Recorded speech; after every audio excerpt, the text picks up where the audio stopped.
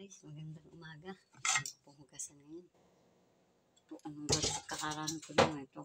Dalawang kawali pa hugasan ko. Kami lang kumain ng anak kong dalawang lalaki. Hugas ko sa karami na. Maghuhugasan naman po tayo guys ng pinggan. Ang aking po mga angels ay tulog pa. At ang aking Feliciano. Kami po ay dalawa lang kumain ng anak kong trabaho. Grabe yung hugasan ko. Ang dami naman. Ito ang gawa ko rito talaga maghugas. Every morning, every hour, every minute. Ito po ang mga anak kami dito sinisipag. Naghugas po sila. Siguro po ay kaya ganun ay naandito lang ako. Kaya po gayon. Sinasamantala ko at pag ako umuwi ng Lopez ay kanila na naman po lahat ang trabaho. Kaya ako siguro sinasamantala habang ako'y naandito talaga ako ang nagawa. Pagkatapos ko maghugas, maglalaba naman ako.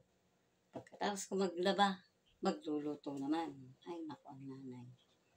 Nanay po tayo ay. So guys, hugasan ko na po yung aking dalawang kawali.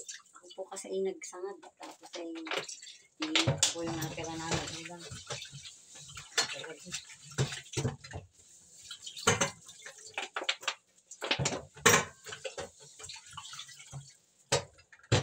Ulam po kami, yung dala-dala ng aking mga anak ko sa kagabi.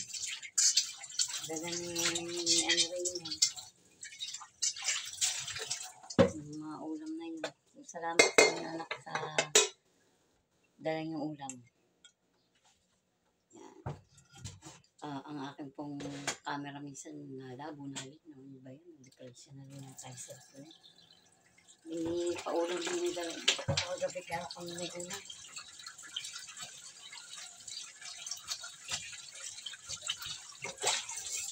Itusahan yung aking mga apo.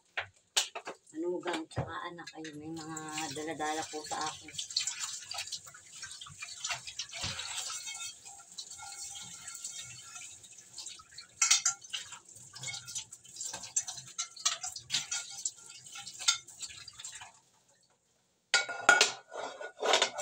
Isa ko na po yung mga kawali. Ito lang po mga lato.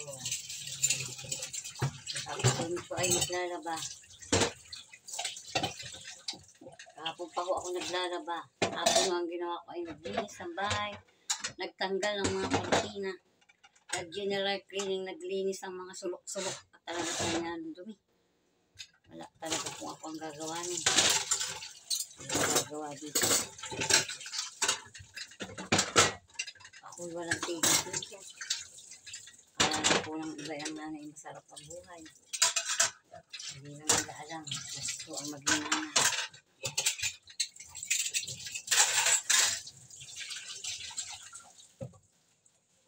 Kaya ang daming hugasan.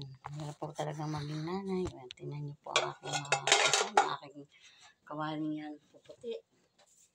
Tinawag ko na ho kaya ako mapuputi na.